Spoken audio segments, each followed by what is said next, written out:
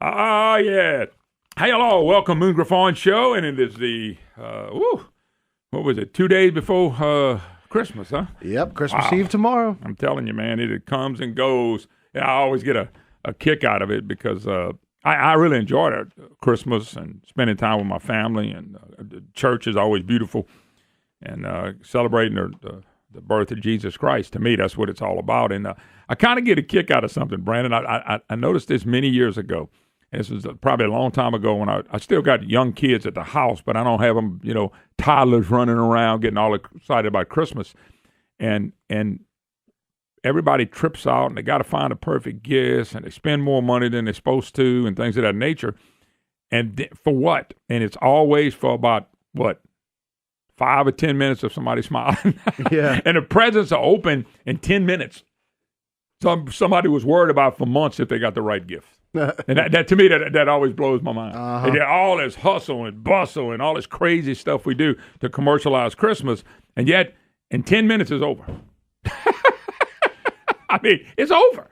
All the excitement is over. All the surprising is over. And I just kicked back. One year, I remember this, which I think you can go too far with Christmas on the commercialized. Right. So I'll never forget this true story. Two kids.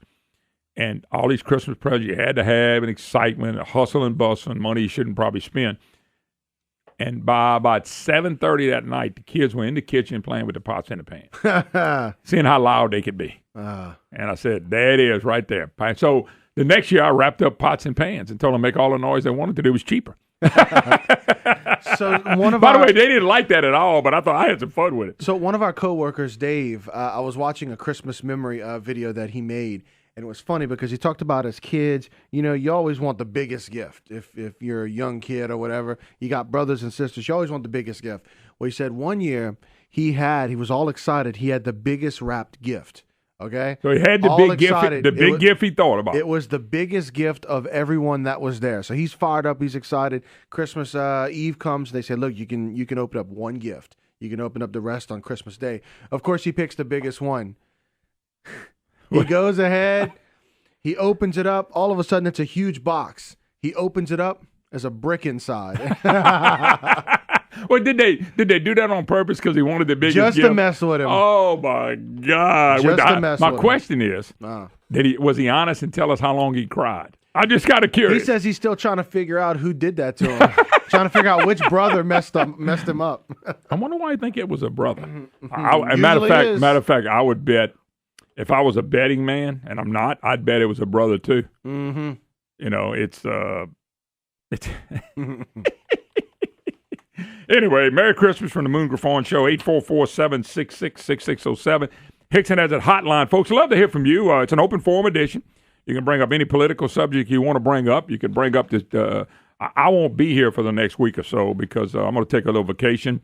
And so this is kind of my end of the year program. How come when you take a week off, it's a little vacation? I take a day off, and it's a full-blown, Brandon must have gone to the Caribbean type of vacation. I don't know why Bernie does that, but we're going to ask her next time I see her why she's done that to you. Innocent Moon? Oh, yeah, Innocent Moon. If there was ever an oxymoron statement, there you go. Innocent Moon. Innocent Moon was the nickname my lawyer graduate buddy roommate at ULM when we played basketball in Northeast. He gave me the nickname Innocent Moon. I don't know why he gave me that nickname. He never explained that to me. But if we ever see Charles Harrell again, ask him why they call me Innocent Moon. I kind of want to know how I got that nickname too. You never heard anybody use that name around with my Not except for you. I certainly don't hear your wife call you that. My name hadn't been used with that word. My name in a sentence at all is what you're selling. You have a look about you that's not innocent at all. Always look like you're up to something. Oh, my God. I need prayer, folks. I need more than prayer, probably. But anyway, I'm going to be out the week. Mark Pope, who's a good friend of mine, I've been knowing Mark Hard for a long time, being with Brandon on Monday. Brett Guyman, former rep, he ran for 3rd Congressional District. He'll be in on Tuesday. Carol Ross is the big, bad Cornelius. Your boy says he calls the big bad boss, Carol Ross, and then Shannon Wilkinson, who's on a sister station with us, does a lot of sports stuff. Shannon's a lot of fun, and him and Brandon will finish it out on Monday, and I'll be back on Tuesday until the next vacation. whenever that is, Brandon. I don't have one scheduled now. So anyway, looking forward to talking to you today. 844-766-6607. Hickson has a hotline. If you want to bring up anything that's happened in 2016, the way you see 2017 going. 2016 was quite an interesting year, especially in the state of Louisiana. For the country, as big as the presidency was, which is really big, for Louisiana, the floods were right up there. I mean, Brandon, you'd think what a presidency to change. The best thing about next year is Barack Obama's leaving. Let me just go ahead and say that right now. It'd been good if he'd have left or never came on the scene, but he did, and he'll go out at the biggest fake I've ever seen in my life. I mean, what a fake! The whole stigma around him of being this great president, save the economy, Obama, all that. What a joke! So that's going to be part of 17. He's leaving, Lord willing. I'm not. I'm one of those guys, and I'm not a conspiracy guy at all. I'm one of them guys. I hope he's leaving. What this guy may do between now and then, no telling. But the Trump win was big. The floods, though, I go back to the floods. I go back to the floods because I know how many people were hurt by the floods. They were hurt by the oil and gas industry struggling as well. I understand that, and that's affected a lot of people. But the floods directly nailed people, directly hurt people, innocent people who just was living their lives and going on about their business. And to me, I'm not sure the flood story doesn't overtake the presidency a little bit, but they nick and tuck to me. I mean, Donald Trump wasn't supposed to win the way they treated him like a dog, and he won. And we're going to have a new direction in the country. There's no way we can continue to go south. It's just, I don't think it can happen because of what's going on with this president now. So you have the presidency. Our 3rd Congressional District review was really big. Captain Higgins wore Scott Angel out, and yet he had no money to wear him out. They wore Higgins out and lost. Hillary wore Trump out and they lost. And then John Kennedy's a new state senator. But I'm going to go back to the floods because I just know for us and people from Monroe to Shreveport to Tangipahoa to Lafayette, Youngsville, I don't know if Calcasieu got hit with anything, but the people, man, it was bad. And it's still bad for a lot of people. So the floods, and of course the election season. What an exciting election season. Things from the time Trump, Brandon, remember them 16 Republicans sitting there, including the very own Bobby Jindal, sitting there, and it got down to Trump can't win. Every time Trump breathed, they're going to pick up everything Trump's done in his life. None of that stopped him. Is that not amazing? None of that stopped him, Brandon. Would you say that 2016 was the most exhausting year in politics? Probably. I would say yes, Brandon, and I would give it above what happened last year in the governor's race. I felt like that the governor's race was an extension of 2016, though. It was, and 2016 went way higher just because he's the president. The presidency is going to affect us big time. But the governor's race is affecting us, too, from a tax perspective that I don't think people knew or had a clue by hating on Vitter so bad that this guy was going to come along, Mr. Honor Code, and do what he's doing to us tax-wise and not changing the state and making the state even worse. Yet, the advocate again today saying, boy, I tell you what, you think our government's bad here, you ought to look at North Carolina. Well, North Carolina's government didn't do anything wrong. There's nothing wrong with saying that you're going to go to the bathroom where you were, what the good Lord gave you. Whatever parts you got, that's where you go. I mean, it was really simple, and they made a big deal out of nothing. Absolutely nothing. But anyway, it's the floods and the presidency. And I know in the long run, Brandon, the presidential race and what's happened is probably going to affect us more so. But I look at it as individuals because I really care about individuals, and I really care about families and people having jobs and being able to get back in their homes. And those people are hit hard. And some of that's not you can't even some of those folks can't recover from that. Mm-hmm. Not if they don't have any help. And if government didn't have any debt, no real debt, and the taxes were so low that everybody was doing better, most people could help themselves. And even in a situation like that, you could go grab a few $1 billion to help them and just pay it back and move on. But we're not set up that way. So anyway, I just think those things are big. And Brandon, you make a good point. I'm gonna go one step further. I think you agree with me. I think you will. Remember how Mary Landrieu got beat the year before? Yeah, 2014. Then you roll right into the governor's race, then you roll right into the presidential race. It's not been 1 or 2 years, Brandon. It's actually been 3. Yeah. And here's the funny thing about us, Brandon. We took our elections in December 2 to 3 years. If we would have took them into November and been done, you felt like you could have caught your breath. Yeah. But you get into December, you're at the first of the year, then we started with all these budget problems, all this tax increase. Then we go right at Bobby Jindal raised taxes. We know that now. Yeah. Joe Robideau, the tax man, helped lead the charge. Remember, we had to save that. Well, they threw that out the door, which made it was a $700 to $800 million tax increase. Then you rolled in the governor's race, you rolled into the presidential race because all that started. You remember it really started as the governor's race was winding down. Here come the presidential race. They were doing debates, so that never stopped. And then we rolled through the presidential race. And as exhausting as it's been the past 3 years, there's a part of me, because I'm still in the election mode in a way, just to get the state treasurer's race done in March, which is not going to happen. It's going to be October. But I want to get that going now. Just get that one out the way. One more thing I want to throw in. We're going to take a break. Take your phone calls. Love to hear from you. Brandon, let me throw one more thing in because I don't want to forget it. And there's a lot of things I'm forgetting. The shooting of the policeman. Oh, man. Especially, look, not only in Baton Rouge. Remember somewhere close to Iowa, we had somebody shot here in Iowa? Mm-hmm. Remember, it was at Iowa? We had a state trooper shot and killed. I mean, you've had, unfortunate police officers getting shot all across the United States. Well, sometimes you lose track of them, but Dallas was obviously huge, too. I don't want to forget our brave men and women in the uniforms. Mm-hmm. I really don't. And always military we need to think of, but I don't want to forget that because, Brandon, that was so big, that stuff that never had to happen, and a lot of that stuff was made up political malarkey for the presidential race to get people to go vote. We haven't heard anything about that since, really. The 2 New York police officers as well that were shot and killed. I mean. Well, I'm just saying, I don't want to forget that. That is big stories to the families, but that's big stories to you and me because we don't have law and order. We don't have anything. Anyway, just some topics to throw at you, but I'd love to hear from you. Maybe you've never called the program. You just want to wishes a Merry Christmas and a Happy New Year. Today's the day, folks. 844-766-6607. Hickson has it hotline. We'll take a break. Be right back.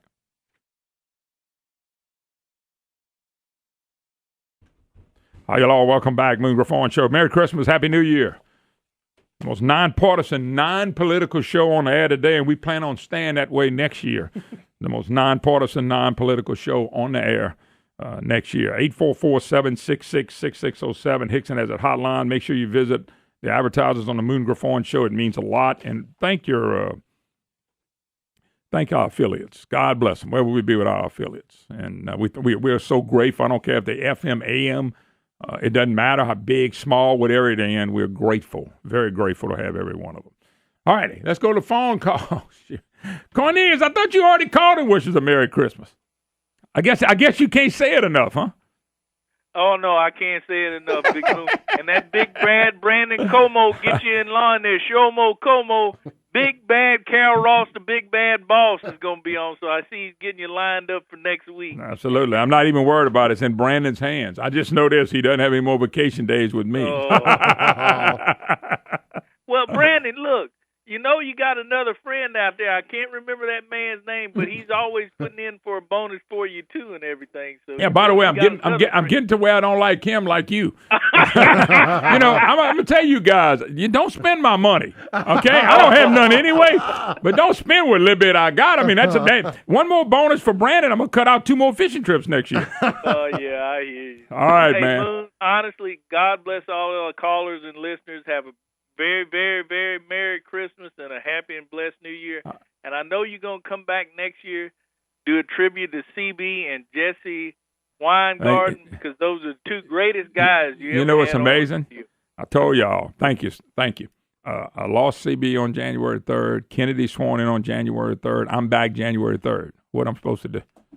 January 3rd. I'm not looking forward to January. I'm going to be looking forward to coming back, and then part of me won't. But it is what it is, folks. Good Lord wants you to move on. Jane in Lafayette. Jane, how you doing? Well, Jane was there. See, Brian, you're too late. You made Jane mad, and I didn't make Jane mad. You made Jane mad. So I'm just telling you, next time, don't keep Jane waiting. I told you that. Be her calling back. I just told you, don't keep Jane waiting. You shouldn't keep ladies waiting. Ladies first on this program. You know that. By the way, in case you're interested in any news, world's most wanted man. man is dead. The Berlin killer, hollering Allah Akbar, as he shoots his fellow officer. They confront him and they kill him. A rookie Italian policeman, boom, boom, killed another thug. That's a hateful satanic person killing people, innocent people. So dead meat. Another one gone. Can you imagine a religion that tells people that you're going to go see 10,000 virgins when you die, if you die, in the name of quote Allah? I mean, that's sick. Sick. Let's go to April in Lafayette. April, Merry Christmas. Merry Christmas to you, Mr. Moon. I'm still waiting for you to come sing with me. But besides, matter of fact, I told Brandon what I need to do is put together a Christmas CD next year, me singing Christmas. And Brandon told me he's quitting if I do that. So I don't know if it's worthwhile losing Brandon. I'd sing with you, but I'd be real low. Matter of fact, the pastor at my church he sent me a text one time in church. A text in the church. And I read it and he says, Moon, please, when you sing, just move your lips. You're disturbing all the people who are singing around you.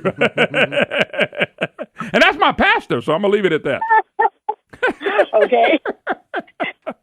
I wanted to tell you, I was sitting here listening to y'all this morning thinking that, it's sad with Obama because this man could have been one of the best presidents that we ever had that could have united this country instead of dividing it. Well, he divided 100% right down the middle. There's no doubt he's done that. So, all right, got to go. April, God bless. Thank you so much. Joe in Pineville, you're up next. 844-766-6607. Hickson has a hotline. Wish you a Merry Christmas. Check us out on Facebook, Moon Griffon. I'm wishing you a Merry Christmas Day. You can comment there as well. We'll be right back.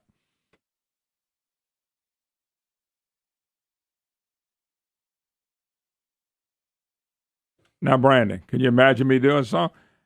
Happy home for Christmas. Oh, ba, ba, ba. You sounded better doing the Mickey Mouse song yesterday. Mickey Mouse, M.O. You're right. Mickey Mouse and probably Fred Sanford song would probably be better for me. All right, 844-766-6607. Hickson has a hotline. Billy Rickman's in the house. Louisiana Tech football great. Also an NFL guy. We'll visit with him just a second. Let me get Joe in Pineville first. Joe, how you doing? Well, if I was any better today, I just couldn't handle it. I understand. That's a good thing, brother. Good thing. I like it, yeah. I've been doing it a long time. I'm better known as Cornelius' evil twin brother. Let us pray. Yeah, Cornelius and I were in the military together many moons ago. I'll be dang. I like how you threw Moon in there, but anyway, thanks for your service. Yeah. Well, I'm going to wish you no politics, none. Merry Christmas, Happy New Year. If you're going to play some more Christmas songs, why don't you get one I like? Which one's that? It's called Scarlet Ribbons. Brandon old song. Brandon will have to look for that. He is the music man on this program. Scarlet Ribbons? It's a great old one. What's the name of it again? Great old one. What's the name of it again? Scarlet Ribbons. Scarlet Ribbons. All right, Brandon, It's your job. If Brandon don't do it, you fuss at him, not me, okay? Well, that's all right. I will send my bill collector off to talk to him about it. Just don't send the bill collectors to me unless they got a boat, because they ain't going to find me. His name is Guido. All right, that'd be bad. All right, brother, appreciate it. Good. Have a good Christmas. All right. Billy Rick. Now when I think of great Christmas music, you got to let us do this for Billy, because we're talking La Tech. All right. And when we think of Christmas music, you know who comes to mind, right? All I want for Christmas is my two front teeth. Terry Bradshaw. There we go. Now, Billy, this ought to get you in the mood. Gee, if I could only have my two front teeth. Go ahead. What'd you say? Mood for what? This is your alumni. This is Terry Bradshaw. Just because you didn't catch a pass from him don't mean he didn't play. Hey, Terry Bradshaw and women's basketball used to be the claim to fame. Billy Rickman joins us. Hey, Billy, what years you played at Tech? And by the way, Tech play. The reason I brought Billy on, first, Billy's been so nice to put me on a sports program. And every full moon. But he fusses. I know I told him that, but he fusses at me because I never bring him on. But Tech's in a bowl game, and actually Tech's been in a bowl game I think for a few years. But Billy, when did you play at Tech? They won the New Orleans Bowl last year versus Arkansas State. Yeah, well, they got a tough one this week, tonight. Today, actually, with 3:25, I think they play Navy. In the Navy. That's right. I can't swim, so I'm for Tech. Well, Billy, real quick, what years did you play at Tech? Real quick, that's not me. I know you're not real quick. All right. But you had real quick. But you had to. Where's the webcam? I want to see where the webcam. Well, they took it off today. I don't know. Rob's not here. I was going to take pictures of you, man. I went to Tech 1973, 1976. Okay. Now, folks, this guy played in the NFL 6 years? Around there. I'm still playing. Who Billy never. Robert Meacham. I think I can still play. Billy never. Who was the guy we read the article said you had the greatest hands ever? That he had ever seen? That he had ever seen. The little general, Eddie LeBaron. Okay. The guy said best hands he's ever seen. Now, this was at Tech or in the NFL? That was the NFL. Okay. And then he Billy. He was the little general. Pretty much came from the Redskins. Was the quarterback at Dallas at the very beginning. Okay. Played at Pacific. All of a sudden, y'all plug me in and all this stuff pops out. All right, head, I know that. When you're dealing with me, I'm gonna pop it out your head. Matter of fact, I might blow your head up. Billy, what years? How many? You won't be the first one. Billy, who did you play for in the NFL? Atlanta Falcons. All year, the whole time? Yes, sir. Well, that's pretty good. Not many people say they stayed on one team. Just to let you know, where's the webcam? I'm sure Christmas card from my son. I don't have a webcam. I'll tell you, I had one. I don't know what they did with it. But you that played could be a good thing. You played wide receiver and you ran back kicks, but you say you had no speed. How'd you get to run back kicks or punts? Then nobody else would do it. I hold the all-time fair catch record for fair catches in a season for Atlanta. He really does. Yeah. Jerry Glanville, he was a kind of a feisty coach. Oh, he was big He time. was our quote-unquote special teams coach, and I tried to run a few punts back, and he's running the projector back. He'd run it, I'd get killed, and he'd back it up. He'd run it, I'd get killed, he'd back it up. He says, Rickman. I said, what? He said, you're averaging 1 yard and 9 bruises a punt return. I'm afraid I'm going to have to come out here and wipe you up with a sponge. Fair catch the ball. I said, all right. So every they did punt it to you, wouldn't be nobody within 40 yards you were fair catching? Yeah.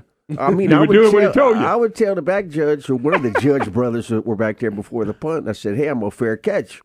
He says, okay, son, raise your hand. So I'd raise my hand. He goes, no, son, you have to wait till they punt the ball. I said, well, then you want to bet if I score or not? It was a lot of fun, obviously. Atlanta, a big toy for a young boy. Okay, Rustin, on the other hand, was different than Atlanta. Oh, no doubt. One more football question on the pros. I do want to go to Tech. You went to Northeast. You can't go to Tech. I know. But go to Tech. Now he tells us. Scotty Robertson would have come got you. ULM won't let me back there, so I got to find another school that would take me. That's why I'm set up before we go back to Tech. The receiving. Tell us your best year. I am Billy Rickman, by the way. And with Moon and Brandon on the Moon Griffon show. Best year you had in the NFL. On the field or off the field? Off the field, I think you had fun every year. I think my second year, and this is somewhat of a unique story. Went my first year, it was just glorious. I'd been wanting to do this all my life. Me and my roommate were passing down a street past the car dealership. They had 2 black vans, nothing painted on them, nothing. And so we said, hey, let's pull in. And it's back in the days where you kind of, made it really nice. You painted the outside and such. We ended up with 16 players that year in vans. But after I remember I caught my first touchdown pass, the last game of the season versus the New Orleans Saints. And, boy, we all run in, and we were 7-7, set a defensive record that stands today because it was only a 14-game schedule then. Everybody's cheering, and all of a sudden the coach says, well, see you in July. And I'm thinking, what? Why are we stopping this? I could have done it year-round. Kind of put 30,000 miles on those 6 months that I was gone. And so 3 days. By the way, most of that was having fun, of course. No, in the search for fun, Moon. Okay. Always searching for that. But 3 days before training camp, we were training in Furman University, Greenville, South Carolina. Hello to the stump. I called the coach. He answers the phone. I said, Coach Bennett. He goes, yeah, Billy, how you doing? I said, listen, if I don't come back this year, can I come back next year? Honest. I was going to get my life straight. I was going to get my life straight and come back. And that's what he said. Well, I could tell he was stumped. He said, well, we thought you'd be our punt returner this year. I said, okay. Got in my truck and drove. By the way, that was my best year. Okay, now this is my question. All right. You finished your first year, 3 days before you call a coach. How much training you did between the end of the first year and 3 days before spring training? Well, I called him 3 days before. You weren't exactly lifting weights and running then, in other words. I first got to Atlanta. They have that mini camp, rookie mini camp. I show up. They said, all right, we're going to bench press test you, 165 pounds. I mean, I couldn't. It didn't matter anymore. I called my mom and thanked her for being small. When I was in high school, when you went to get your driver's license, you tell them how tall you are and how much you weigh. In high school at 15, I was 6'2" and 180 on my driver's license. I finished high school 5'7" and about 138. But so when you showed up on the second year, you're not in exactly football shape, are you? No, sir. Well, back then it was almost to where you could come back and get in shape as you train. Yeah. Not so much in the 16-game schedule, which that second year was. But first year we had 6 exhibition games. We had 120 players out there. I looked to my right, and there's John Gilliam, the guy that ran the touchdown back for the Saints. That's exactly. I said, I'm competing against him. And it was a whole, obviously I could just go on and on and on. Well, that's why I called you in here, so you can go on and on. Are we on the radio, or is this show prep? No, this is show prep. This is show prep. This is show prep for the next segment. We're gonna take a break because Tech's in the bowl game, and I know you did. I know you did your homework. We're gonna come back and talk about quick on your Tech career and then Tech. You gotta. These people gotta rely on you. You know I did my homework. No, but see, if you act like an expert, I see people do this all the time on the radio, and I can't believe they do it. So anyway, you got to be an expert. Well, in college, I remember one time, my senior year, I had a lot of people calling in wanting to interview me, and I'd get my friend to do most of them. Yeah, they didn't know. No, I had no clue. Billy Rickman. We'll take a break. Be right back, folks. More of the Moon Griffon Show right after this.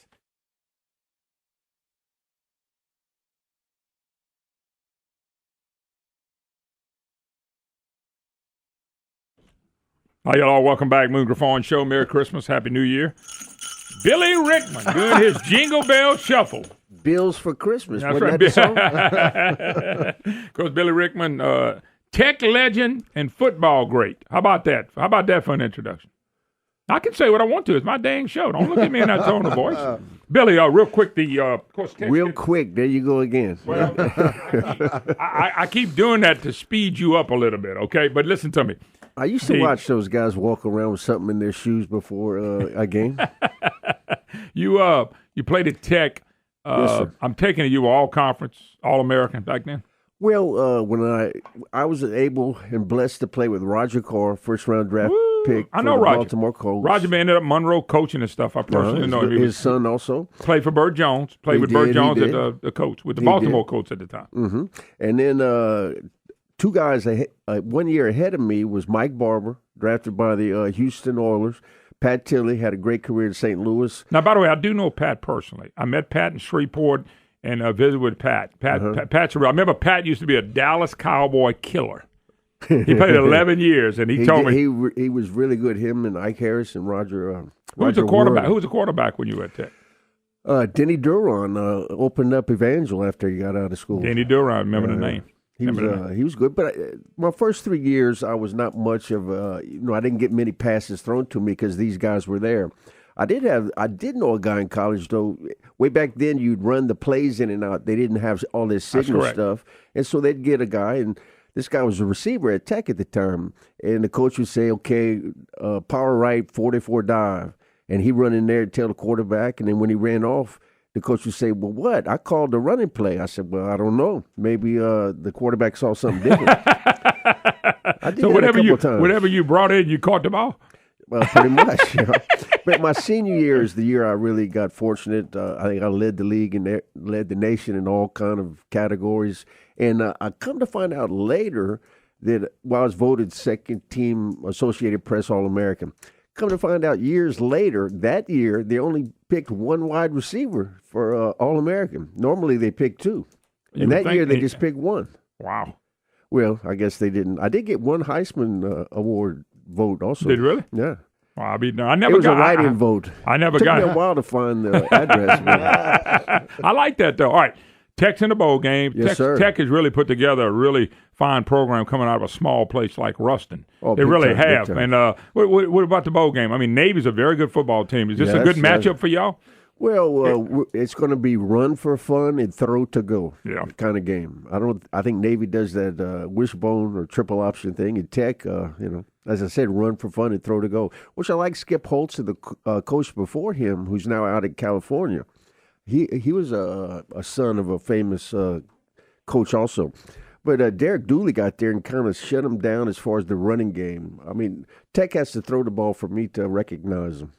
Yeah, and by the way, Navy's big advantage if they're moving the ball is they're eating up the clock. Yes, yes. Tech likes to score in 1 or 2, 3 plays, Yeah. and Navy rather score in a 15-play drive. So it's That's definitely pretty going to be contrasting. a black and white Okay, game. what for about sure. defensively for Tech? I haven't followed them as much as a lot of people, but I know you have. Have they been pretty strong defensively? Is that a strong point of the team? I'm not sure I followed them that much. They got a real good defensive lineman, might set the sack record, so we'll be watching him. But there's not going to be many sacks in this ball game today. No, there's not. So Navy doesn't throw it No, hard. no. Navy doesn't throw it a lot. Not at all. Not at all. And it's amazing those type offenses like the wishbone and things of that nature. It seems like they've all went by the wayside, but they really haven't. Teams that can still execute like that in college still execute in college. They're very hard because they do it every day. They practice it all the time. Yeah. Well, it's just keeping the ball away from the other team, ball control and all that kind of stuff. But coming out of college, coming out of high school, I had 2 college scholarship offers. One was here, the Raging Cajuns. Russ Falkenberry was the coach, and they ran the wishbone. And Tech threw the ball. But that made it easy for you then. You wanted to catch it. Pretty much so. Even though you had to go behind some really studs. I mean, Roger Carr was a great NFL player. He was just talented beyond belief. And Gifted athlete. He was Roger about 6'3", 6'2", 6'3"? He was 6'3", 200, and was fast. He could run. Yeah. I never thought that he would even get drafted in the NFL because I thought football players, 8 iron and spit out nails. But I know Roger. He's kind of a smooth talker. He's really a laid-back guy. I went to church with him for years. I got to know him a little bit. Cotton Valley. Yep. Small area, but you're a real humble guy. I mean, I'm taking now. I wasn't on the football field. He might have been mean as hell. He came to Tech as a track scholarship guy. And then, he was on the track, and they said, "Hey, you want to punt?" And so he went and punted. And all of a sudden, at the end of practice, they were running. They're watching him run. And the rest was but it's history with amazing about stories like that happen every day, and people's got dreams, and they're doing something, and maybe they playing a sport they okay in, and all of a sudden they switch sports, and all of a sudden they All-American playing in the NFL. Those stories happen every day. I'm not saying they happen every second, but they happen on a daily basis. Well, he'd come in from Oklahoma, I believe, and went to Cotton Valley. They didn't run track at the time. He passed the principal's office and heard the principal say, "Well, maybe I should go to the district track meet." And so Roger went in and said, "Hey, I would like to go. I could broad jump." And he thought, the principal said, "Oh, you just kidding." He went, won it, ended up winning state. I mean, what's funny? That is amazing. Mine was a little different than that. I go to a basketball scholarship at ULM, and I heard him whispering, "Why don't y'all see if this guy can play football or baseball, because he can't play basketball." So they were trying to put me on the team. And one of the things that one of the coaches suggested I do, because he didn't like me, was that he said, "Go get on the track team." And I said, "What am I going to do?" He said, "You know the guy that throws the shot put? He throws a shot put. They're coming up with a new sport. You got to catch the shot put and see if you can catch it." So I don't know what that meant. I don't know if that meant I couldn't play or they didn't like me, or both. An attempt at humor, I think, is where he was going. Well, I'm the only one laughed. Well, Billy, you going to watch the game today? Will you even take the time to watch the game today? I do have a TV. I took one out of Legends here. They opened up the new Legends. Well, I figured you got to go at least watch your alma mater play. I mean, this is going to be a good game. I'm pretty sure I watched them play Western Kentucky, and that went back and forth. Western Kentucky won. But, Western Kentucky had a lot of firepower, and they had a lot of firepower the other night. I forgot who they played.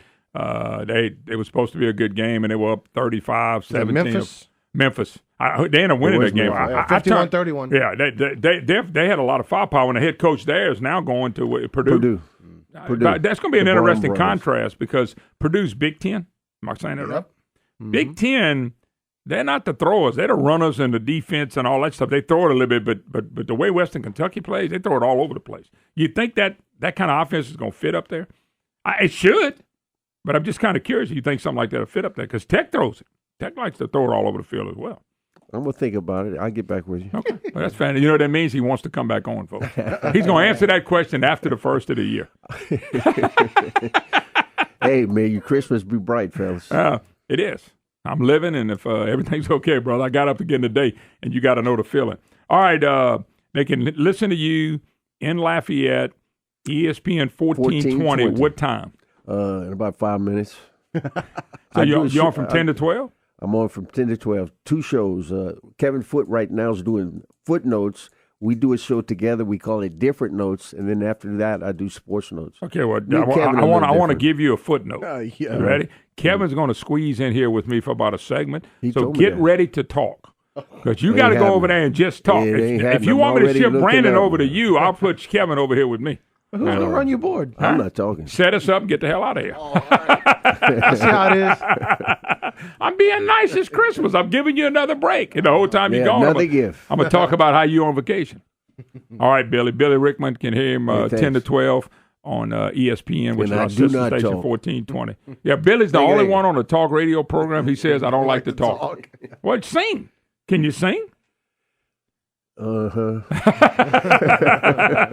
How was that in? God bless you, brother. Thank you. Oh, now, don't accuse me of not inviting you. God does bless me. Yeah, I'll tell you. All right, Billy Rickman. All right. We got to take a break. More calls, more fun in the second hour of the program. Your opportunity to be a voice will be right around the corner.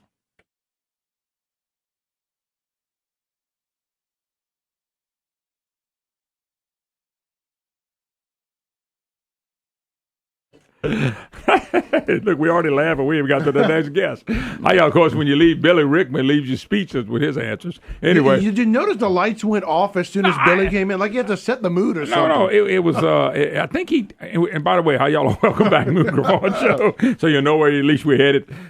Billy comes in, and by the way, Kevin Foote's joining us, and he writes for the Advertiser. He also does ESPN Radio Daily as well, 1420, our sister station right here in Lafayette. He comes in, Kevin. Kevin probably knows him better than us. He's with him every day. Comes in, first thing he does is turn the lights on. Oh, he does it all the time. I mean, he thinks it's like the sun or something. I'm like, Billy, I'm old and blind. I need light to see. Well, no, there's my question. Is he part vampire? I'm just curious. Well, I think too many strobe lights in the 70s. See, Kevin, Now, Brandon's probably not old enough to remember that. You remember the strobe lights in the 70s. I understand. No, strobe lights is all you had. That's Billy Rickman. Billy's hilarious. He's loved by all. If you don't know him, you hadn't missed anything. Actually, we like Billy. Billy's always been nice to me. Kevin Foote joins us, and of course, people go, you're talking about sports. I love it. I love sports. All right, Kevin, had your protege or whatever you want to call him in Stevie P. I ain't figured out him yet either. Oh, so, you talk about that. They're from different planets. Now, those two planets are nowhere near one another, but they're from from different planets, they're as far as from Pluto to the Earth? Yes. Okay. And by the way, I agree with that. The big argument in sports, and I'm picking it up as a fan of Fournette. Some of these guys are not playing in the bowl game, injuries, and but I want your take on it first. Do you have my cut too? Yes, I have. Okay, the whole you cut. Kevin, don't get mad at me, please, on this. Kevin ain't gonna get mad at you. Kevin gonna get mad at me. Kevin, just your take on some of these guys that are stepping out, because I got my fears, I tell you, but just your take on it, because you follow this. Well, it's a little scary because you don't want it to get out of hand. That's my big fear. Okay, you don't want it to get out of hand. I don't really think it will. But I think the more we get, it's just going to be like guys coming out early. It used to be a rarity that a guy, and now people, now we got like 100 guys that come out early. And that used to be a rarity. So more will probably do it. But you know what? This is just the price we pay for this playoff system. All the people that wanted the playoff system, and I'm not saying there weren't times where I said, we got to have a playoff. We got to have a playoff. It's a joke. It's a joke. It's a joke. We heard this forever. Well, this is one of the prices you pay for the playoff system, because once you have that, those games is all that matters. You're telling people these other games don't really matter. Okay, so we're all hypocritical as fans and media members to some level. I'm not arguing with that. It's like we want the playoff. Well, what you're doing by that, you're saying these other games don't matter as much. So now you're mad at someone for not playing in a game that you told them don't matter as much. Yeah, and hold your thought right there. I'm gonna come back to that. My big fear was, let's just say you had a LSU Alabama bowl game. You're not, but Michigan, Florida State can have that too. What happens if? Okay, these teams play 12 games, maybe 13 games. They end up in the Orange Bowl in Miami, and you got 22 kids not playing. Now, you mean to tell me you think that's going to be the same game for the team? That's the same teams that got into that bowl game? Let's say that's the next best bowl game besides the playoffs, and it probably is this year. Okay, you mean to tell me I'm going to pay my money to go watch two teams that are not the same teams because each of them got 10 or 11 not playing? Kevin, I know that's a rarity, but even if it's 5 or 6. What if it's the quarterback? It's just like it'd be like going to an NFL preseason game. But why would then my question is, where does the money gonna come from the TV? Because they want to market these games. Right. They want to market those players. It's all about the money from ESPN and ABC. They dictate all this stuff. So all of a sudden, college football is not the same. But don't you think if Stanford was playing in the Rose Bowl, but it wasn't for the national championship, that Christian McCaffrey would be playing? I mean, they're playing. Maybe. I think that's a little different. I'm not arguing with that. I think you make a great point, but I looked at Fournette. Somebody said, well, if he was in the championship game, he'd be playing. Well, hold on just a second. His decision was based on what was best for him. Playing a football game in the Sugar Bowl or wherever they're going. But he's hurt, though. That's two totally different situations. But let's just say he was healthy. Let's just say he was really healthy enough to play. I think he'd be playing. But he would go, you know what? I'm not playing. I think you're going to have a kid one day say, I'm not playing in the playoffs. Because I'm just like Leonard Fournette. I could get hurt worse. Because let's say if LSU was in the Final Four right now, and Leonard Fournette was exactly like he is, and he said... He would try to gut it out, I think.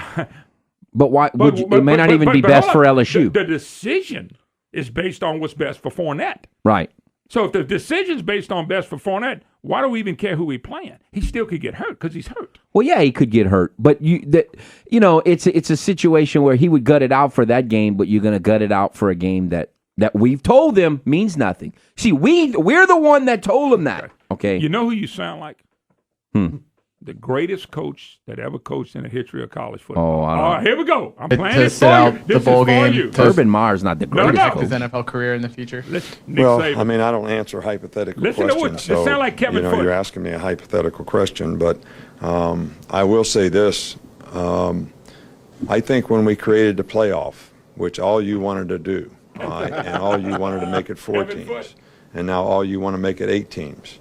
And then pretty soon all you guys are going to want to make it 16 teams. And the only focus is on the playoffs. But when we all started this, however many years ago it was, I said that you're going to diminish the importance of other bowl games in college football, which has happened. That has happened. All anybody talks about is the playoffs. We have a whole bunch of other bowl games that, people don't think are all that important. So if you don't think it's important, all of a sudden some players don't think it's important. So you can't really blame the players. We created this. Okay, we created this. It used to be to go to the Rose Bowl was like when you played in the Big Ten, that was the ultimate of any experience that you could ever have. If you played in the SEC, going to the Sugar Bowl was that same thing. If you played in the Big 12, it was going to the Orange Bowl.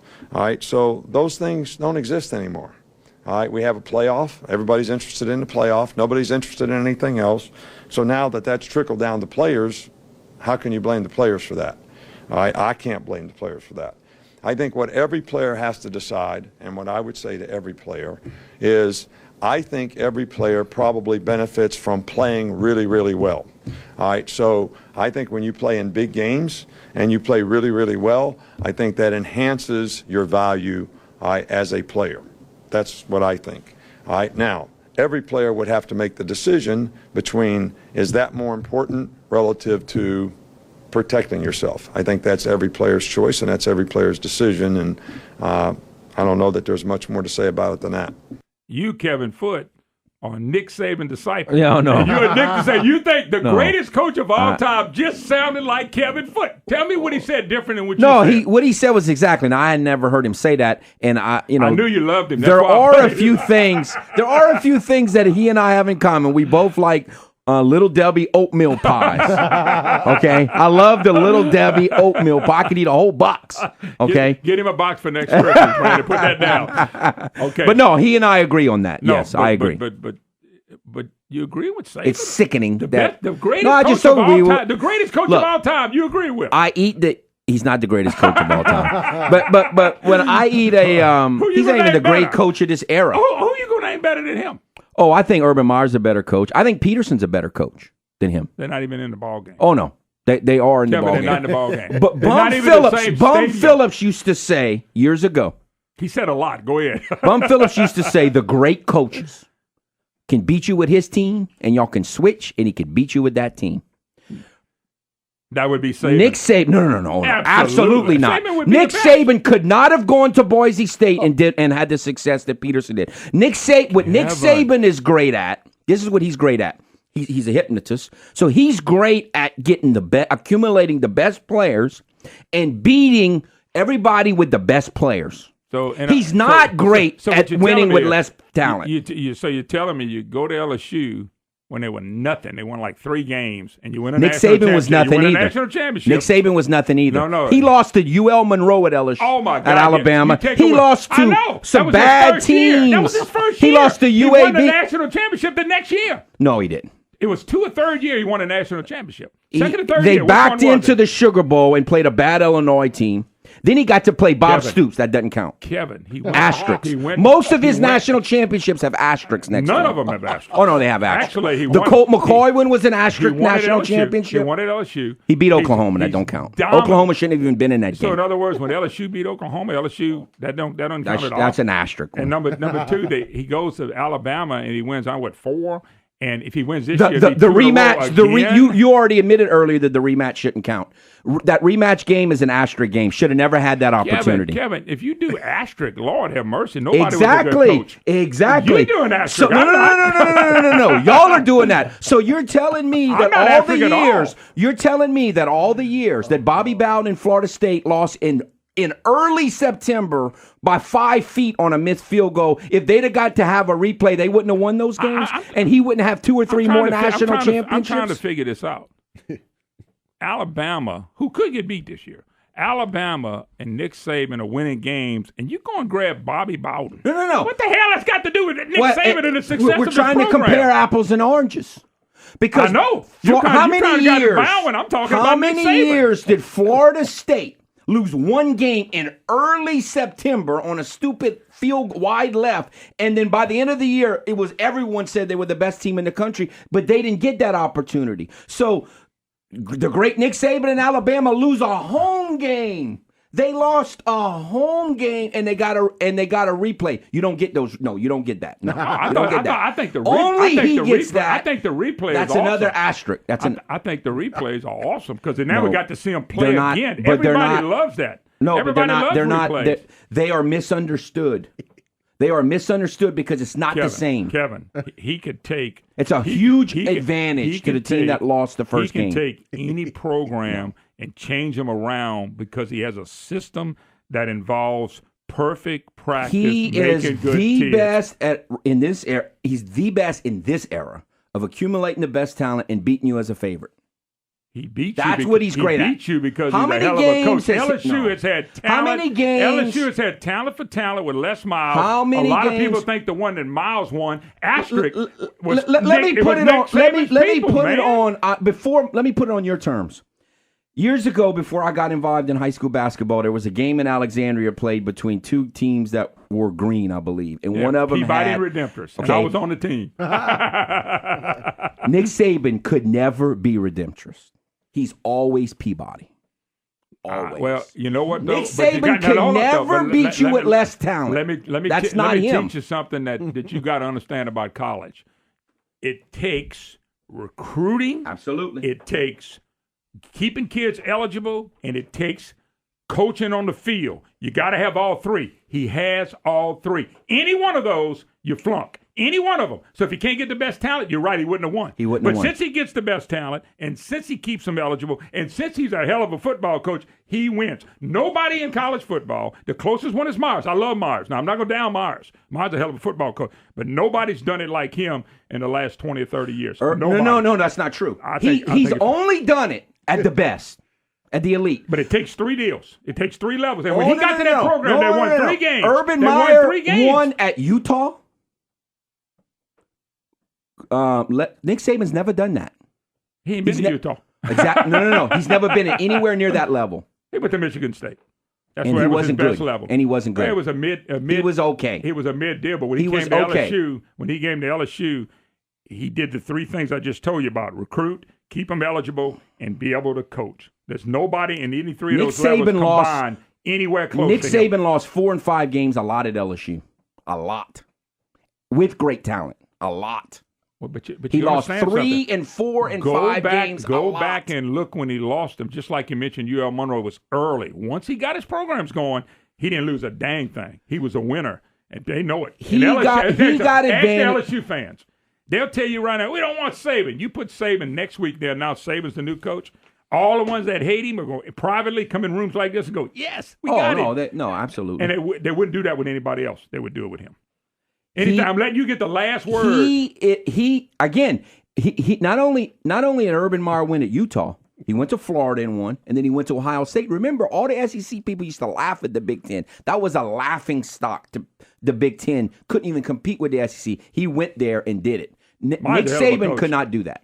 I disagree. He's never done it. Nick Saban would go take the University of Texas over right now, which is horrible, they would be in the national championship and win it within 3 years. They would win it with him probably 2 years. But once again, you're talking about an elite, a money program where he can become. So you're telling me Florida and Ohio State are not elite money programs? Come on, Kevin. Florida and Ohio State? Florida and Ohio State. Oh, they are. But he also won at Utah. What I'm saying is he could not go to Boise State, and did what Peterson did. Oh, absolutely. Could not do it. Probably better. Could not do it. Kevin Foote.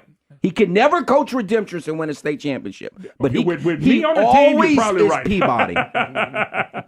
God bless. Merry Christmas, my friend. Always a lot of fun. All right, Kevin will get out of here limping with the Nick Saban comment. Oh, absolutely. He even had a crimson. He even had a crimson. I'm calling it crimson I don't know headset. That's crimson. That's Ohio State. Kevin Foote, God bless. All right, we got a quick segment when we come back. Merry Christmas from the Moon Griffon Show. We take some calls. We'll be right back. Oh, y'all deserve each other. Yeah, we love each other.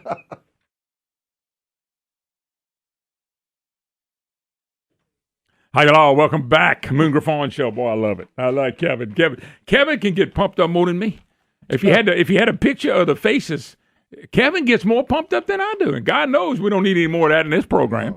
844-766-6607. Hickson has a hotline. If you'd like to be part of the program, it's your opportunity to be a voice. And, we want to wish you Merry Christmas, Happy New Year. You can always join the program, folks. It's open forum Friday. Talking about politics or whatever. I've done a little sports today, having a little bit of fun with these guys because I enjoy them. This is a short segment. We're getting ready to have to go back to a break. We went kind of long on that one, but we'll do it and take care of some other stuff. By the way, they're saying Hillary won the popular vote by 2.9 million.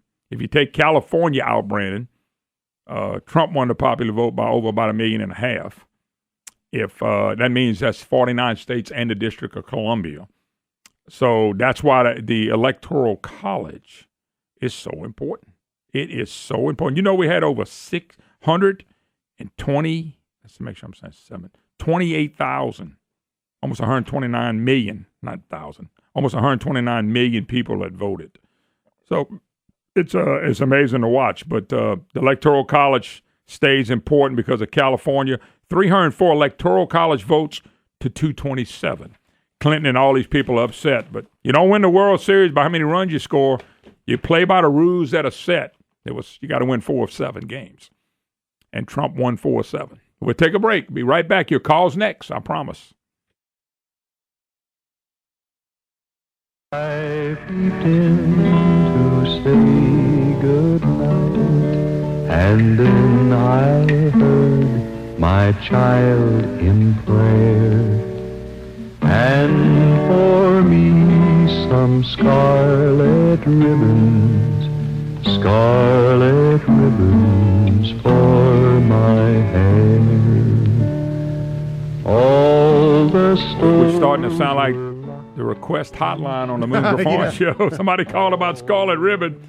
Brandon doing his darndest to find it. There's only about 20,000 versions of this that's song. the oldest one we could go back Jim to, Brandon. Reeves. Jim Reeves. Yeah, that gets back a long time. That's before I was born. That's a long And you've been saying time. I'm old. 844-766-6607. Hickson has that hotline. If you'd like to be part of the program, it's your opportunity. All right, it's Open Forum Friday. Talk about what you want to. Dennis in Shreveport, we'll start with you. Merry Christmas. Merry Christmas, Moon. Man, I just want to say thank you, and thanks for everything you do for Louisiana and letting us know, everything that's going on in the politics. Man, I appreciate it. Yeah, we're gonna have an interesting year when I come back, and I'm not making that up at all. Well, I understand just from what you've already told us already. I get where you're going with that, but I was just calling about the little Nick Saban segment y'all had. Just a second. Yeah. It was a tournament. That's all. Well, I agree with both y'all. I mean, the guy that was on there, he had a point. Nick Saban is being successful because he's at Alabama, and Alabama is a traditional powerhouse. So it's easy to win with 5-star recruits. He's got 5-star recruits 1 through 3 on the depth chart. But you were right as well. He said he was bad at Michigan State. Well, from what I remember, he had 4 or 5 bad seasons. He was 6-6. Maybe a game above 500. But his last year at Michigan State, he went 12-2 and beat Ohio State. Yeah. So, Well, once again, he was trying to find himself as a head coach. I just don't think anybody can argue about the quality of coach. I'm talking about coach now. Forget the person, all that stuff. He's built a program. It takes 3 parts. It takes recruitment. Now, this is in college. We're not talking about pros. Pros ain't recruitment. It takes recruiting. Right. Then it takes maintaining kids and academically speaking. And then it's coaching on the field. I think his coaching on the field is exceptional. Now, he gets good coaches around him, too. Most of them don't stay long because he's very demanding. He's a demanding coach. And he's a perfectionist.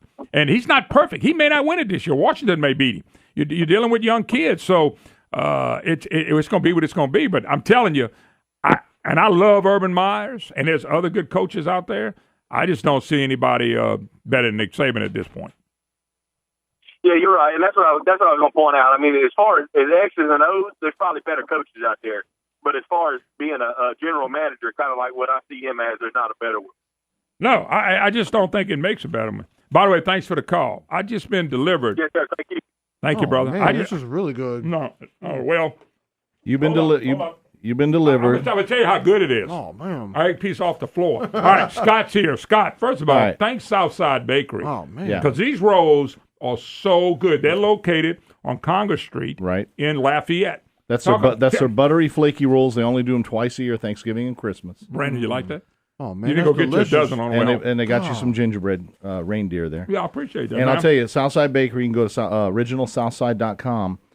King Cake season starts the day after New Year's, and they ship worldwide. I need these butter. It's all full of butter. I need napkins. Man. And it's still warm. Is that good or what? Oh, yeah, Scott man. actually went over there and got a hot one for me. Scott, thanks. Southside Bakery, you're not gonna beat the roast, but No. they got all kinds of stuff. And you're not going to beat that King Cake. Cake. So if y'all listen, King Cake season's here in a week and a half. I'm telling you, get online and order them. Well, we want to thank Southside Bakery. Thank you, Scott. Look how that thing falls apart in your Falls hand. apart. Yeah, in your mouth and your hands. Thank you, brother. Woo, they good, Brandon? Oh, unbelievable, man. I got a dozen sitting in my freezer. I'm going to throw them out. They will freeze, and you can cook them and heat them up. Hard to beat them. All right. Whew. Let me wipe my mouth. It's delicious. I've been eating so many different kind of foods this morning.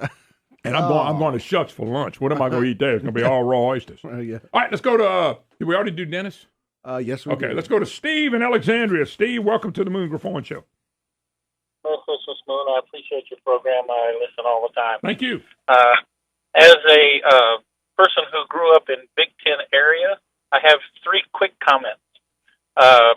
The new coach at Purdue, he throws the ball around. It's coming to a school that has always done that. It's been known as the cradle of quarterbacks, and they've got, as far as I know, the only major university that has 3 Super Bowl winning quarterbacks, Lynn Dawson, Bob Greasy, and a guy probably you know a little bit more about named Drew Brees. Now, I figured you'd name Breeze because he was a stud there.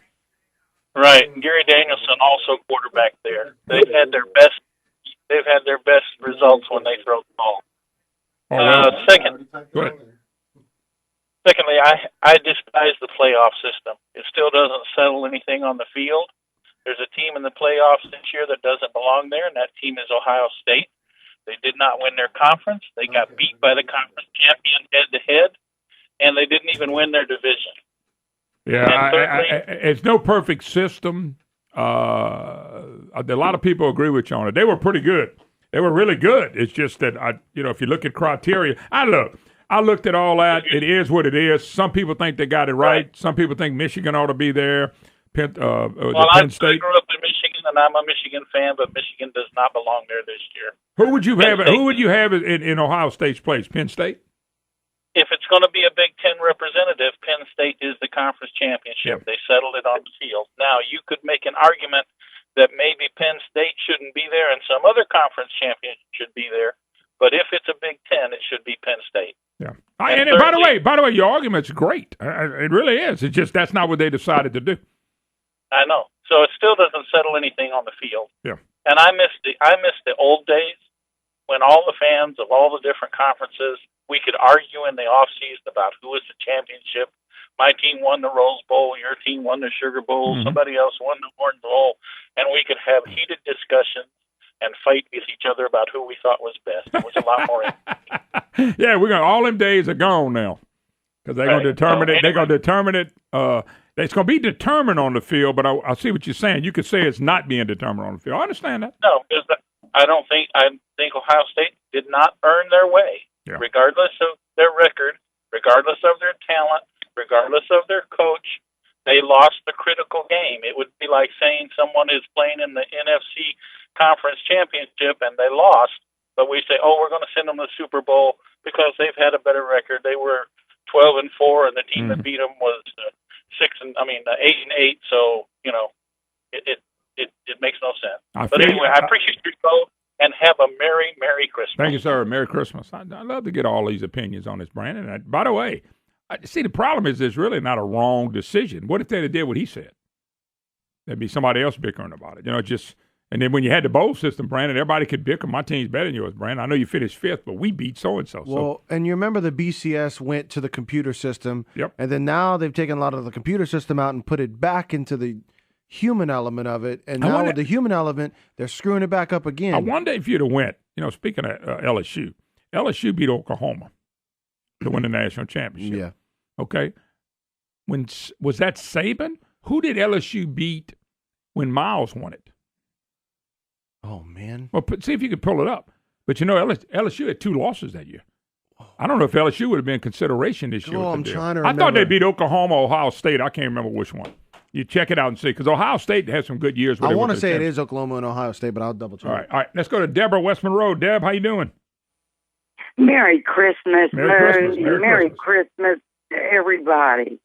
I was reading yesterday and today on the Dead Pelican that our Governor John Edwards was upright, saying his brother was absolutely innocent, nothing to see. But I gotta say, he doesn't realize that after the Clinton email scandal, we all kind of know how the FBI operates, and if the equipment that they confiscated, like the computers and the cell phones, haven't been bleached bit and, wiped clean with the cloth, I don't believe it's going to take too long to find out the truth. But being a professional that he is, I would like to give him a little advice, even when something this is so close to being personal, that it's really better to wait for the evidence to come in before you make a decision. Because when you say there's nothing to see here or there, it just kind of reminds me of the tactic, boneheads in Cincinnati, IRS.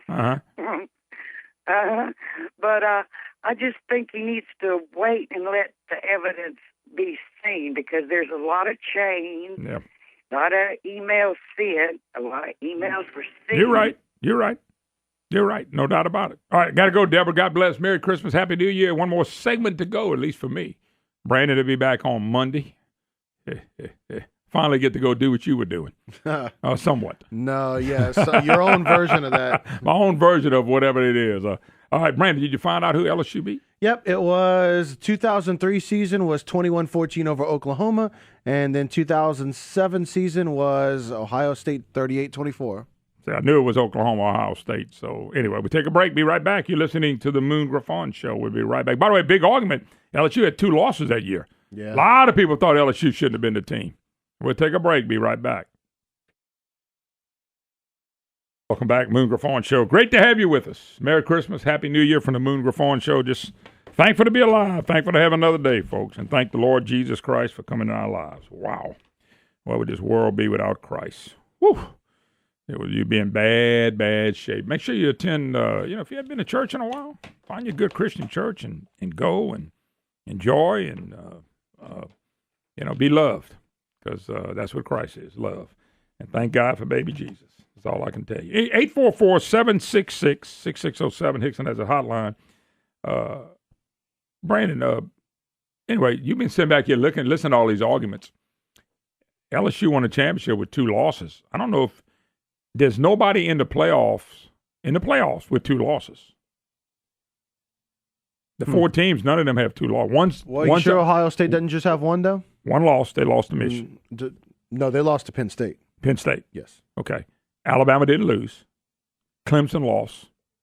And Washington lost. That's what I mean. I thought I heard you say the other way, that nobody didn't have 2 losses. No. Nobody has 2 losses in the Final Four. Gotcha. When LSU won it, LSU got a chance to get in because everything rolled that time. LSU was playing really well, too. Let's be honest with you. They were one of the best teams. They were the best team that year. But they I don't know about that. but they had 2 losses. What I'm saying is, so when you get in this argument and all this stuff's going on, I don't know what the right way is to do it. 1AA football only plays 10 games. It's not near the money. Division II or Division 1AA, whatever you want to call it. They only play 10 games, and you got to win 5 playoff games to win it all. And it's 16 teams that get into that. Mm-hmm. I don't think there's a scenario where it ought to ever be 16 teams. And I don't know what they're going to do with this. I think all this is driven by money, all driven by the bowl games at one time, all driven by TV money. If these bowl games start suffering where people are not watching them and things of that nature, all of a sudden you're going to see bowl games start to go back down where they don't have as many. Not that they should have that many anyway. It's probably ridiculous now. So anyway, it's an argument that's going to be around for a long time. There's no perfect system. There is no perfect system, Brandon. I think you would agree with that. Just not a perfect system. Oh, what are we doing? Listening to Christmas music again? By the way, Putin says Democrats are sore losers. Got the Russian president. You mean Vladimir Putin? They say they're sore, and they are. And by the way, what he said too is prove it. And there's been no proof. No proof on what happened. Hillary got drilled, and they can't stand. You realize it's not a landslide, but 304 electoral college votes to 227 is pretty big. Okay? It's really big. And so Hillary got beat bad. So the people that keep thinking about this popular vote, I mean, get over it. We don't ever need to go to that. That's the craziest thing we ever done. Or could do, should I say. Let's go to Norman in Poche Bridge. How you doing, Norman? Well, Moon, I'm doing good. First of all, Merry Christmas. Yes, sir.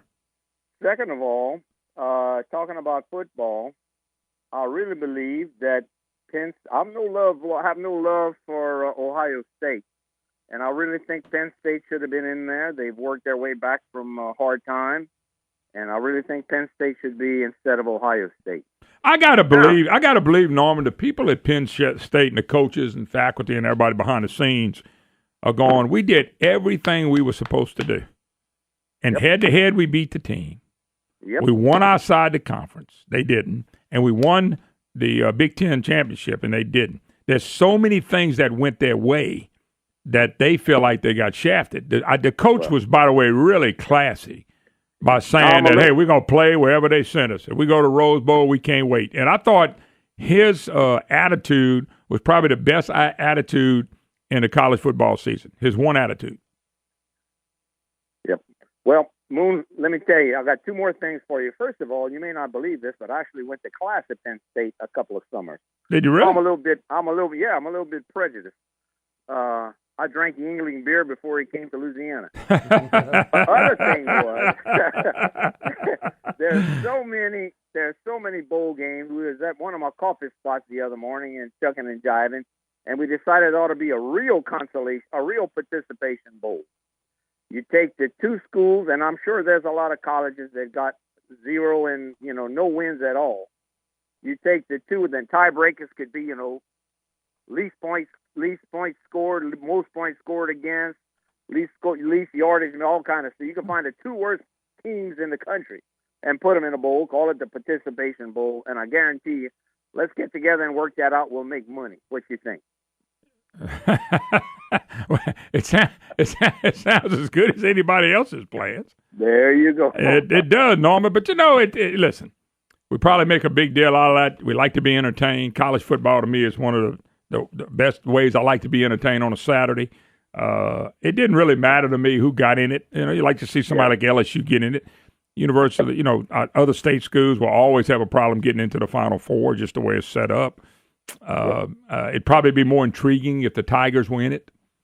And, it was a season that could have been, that wouldn't. We'll see what Coach O does with the team. They get as much talent as Alabama there. Brandon, would you agree? Brandon, you're a sports guy. LSU gets the same type talent. They get a lot of 5- and 4-star guys. Well, but the area that they lack in is probably the most important, and it's quarterback. Well, okay. Thank you, Norman. But Brandon, let me ask you a question. That's what's been their downfall. I'm reading how they signing these blue chippers. Yeah, but that's the problem, though. They're not getting quarterbacks that they yeah, let me tell you the difference, Brandon. I believe this. Let me make a statement. You comment on it. I think they've got some quality quarterbacks. I think what happened is they don't, develop quarterbacks. And go back to me and Kevin's argument. Saban develops quarterbacks. Whether he's doing it or somebody else is doing it, they develop their quarterbacks. Mm-hmm. Okay, you got a freshman leading him, which never happens. Jalen Hurts, yeah. But they develop the quarterbacks into what they need them to be. Now, Hurts is special because he can run, too, and he's going to be a better thrower. He's not a bad thrower. He's just not a great thrower. But I think he's as good a thrower as LSU has. Mm-hmm. No, I agree. They don't develop quarterbacks, so they haven't been doing that for the past few years under Les Miles. We got to give Coach O a chance, but see, when they had Mettenberger, I really thought that was going to be the time because he was a typical drop-back, pro-type quarterback, and they had great running backs. And LSU's always run the football, and they've always had many running backs. So I was kind of surprised that wasn't the time that they would have made the run. They just didn't have. It's like they didn't get to enjoy that time with Mettenberger because he just came on so late because he went through the junior college route. He had 2 years basically. Yeah, and that first year it was good, but he was still learning. You could tell. Let me make a change. We know how good LSU's defense was. We saw it. If Jalen Hurts was the quarterback at LSU, would they be in a playoff right now? Maybe, but I mean, coaching has a lot to do with it too. That's what I was trying to tell Kevin. Coaching does matter. It does matter no matter. See, I'm no Nick Saban fan, but you made the point I was trying to make to Kevin earlier. Coaching matters. So to sit here and say he's not an X and O's guy, I think you're wrong. Yeah, he gets the best players, and yes, he keeps them in school and eligible. But there's a third part, and the coaching becomes such a big thing. What did we just say about LSU? They don't develop quarterbacks, so we're not sure that Hurd or whatever his name would be a great quarterback anyway. Sticks out to me what Kevin said is he said Nick Saban is the best coach in this era of accumulating talent and winning with that talent as a favorite. Whether you see that as a good thing or a bad thing is just your perspective. And the other thing is, though, ain't that what the job is? All right, folks, God bless. Have a Merry Christmas. I'll see you January 3rd, and take it easy on the hosts. Brandon's right here to defend them. God bless. Merry Christmas to all.